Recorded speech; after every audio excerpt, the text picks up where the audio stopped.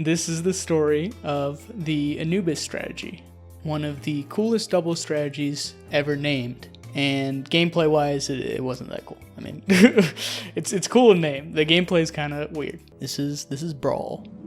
It's about Brawl, baby.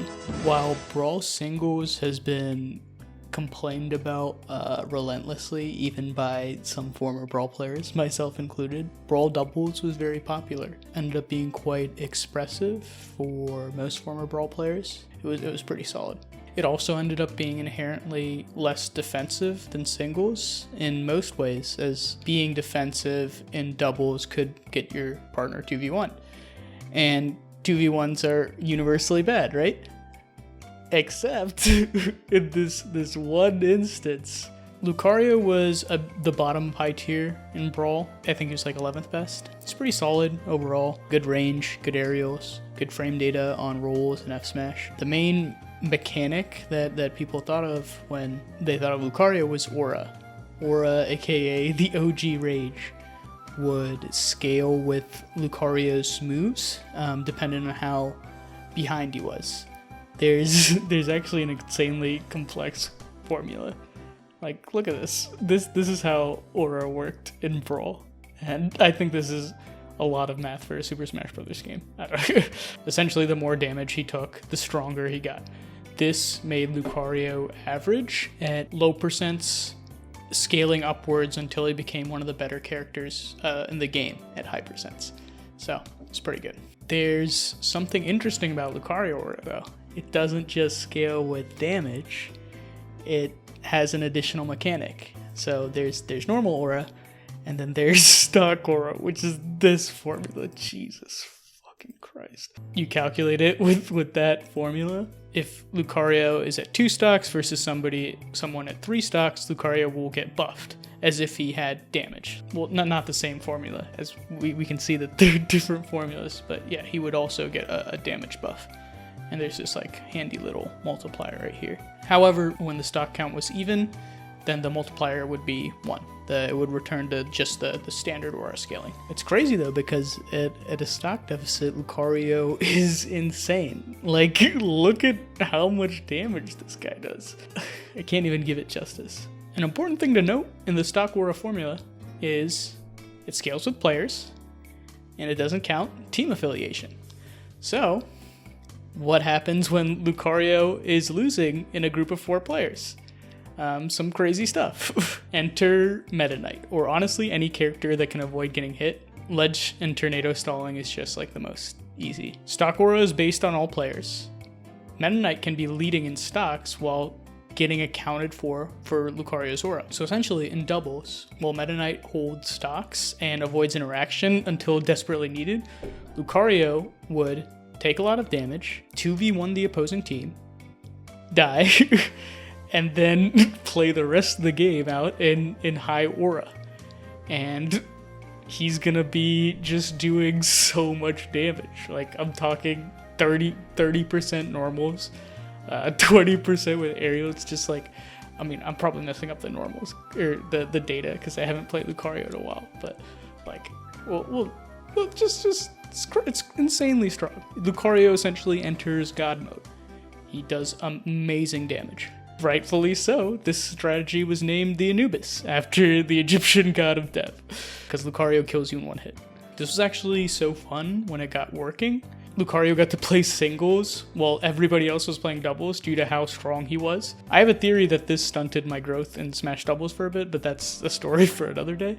I believe this was invented back in 2009. 2 Southern players, Brawl legends, Lee Martin and DFAT, were the first people I saw popularize it. Then everybody was talking about it. It's actually one of the first times it was seen was for some very popular Ultimate players now. Former Brawl players, popular Ultimate players. Shoutouts to MVD and eSim. But yeah, if there are any Brawl nerds in the comments, or any Brawl players left, let me know. There are variants of this, of course. You can do Lucario Meta Knight, but then there were some other variants. The base is Lucario and a character that can avoid interaction or benefit off of buff projectiles. Lucario Rob could camp the edge and try to do the same, just not as well as Meta Knight. With Game & Watch, he can plank the ledge and bucket projectiles and get really early kills because the projectiles are just so strong from higher Lucario. Lucas and Ness can heal. This is pretty popular. I used to run this comp in Brawl a bunch, and I know in Ultimate and Smash 4, I've seen it be popular before. It's super strong.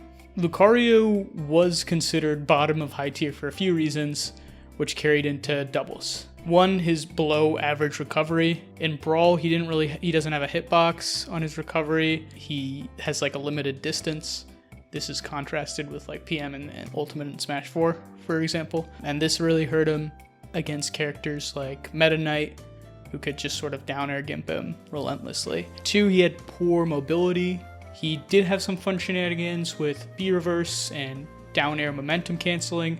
He's like pretty slow and floaty. He has like some burst movement, but very slow compared to some of the faster characters. And three, which is the most important, I think, for this video, you could prevent him from reaching a high aura state with some solid kill confirms. So characters like Snake or DDD, anybody that sort of had like a guaranteed grab follow-up or like early kill on Lucario did really well against him, because they didn't have to deal with high aura Lucario as much. This matters in the 2v1 because, you know, Lucario has counterplay. Essentially, a really strong 2v1 should be able to beat even Anubis Lucario. It doesn't matter how godlike you are if you're getting grabbed by ice climbers or DDD and getting sort of infinited. You can get camped pretty hard, you can get edge guarded, you can get 2v1'd, so.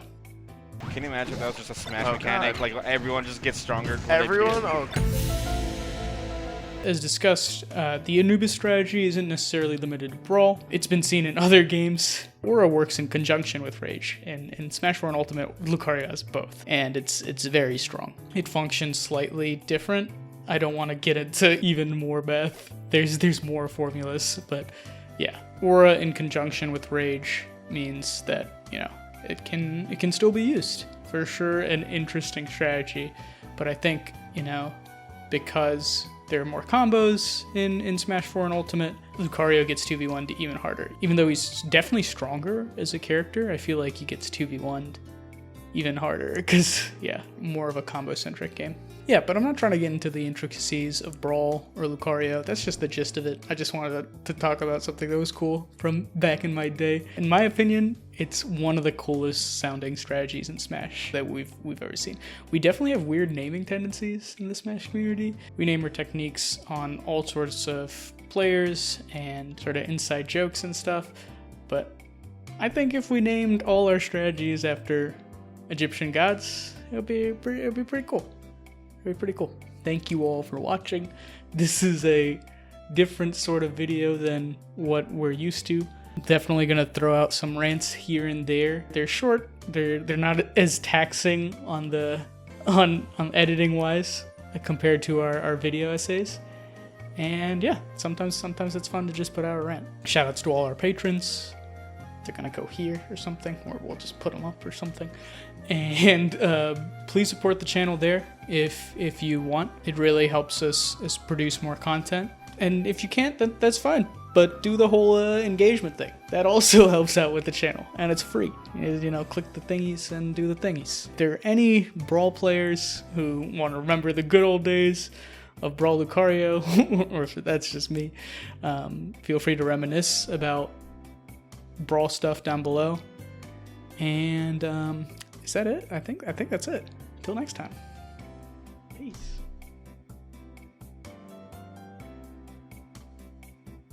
We are in HD now, baby. Yeah, no, we are in HD.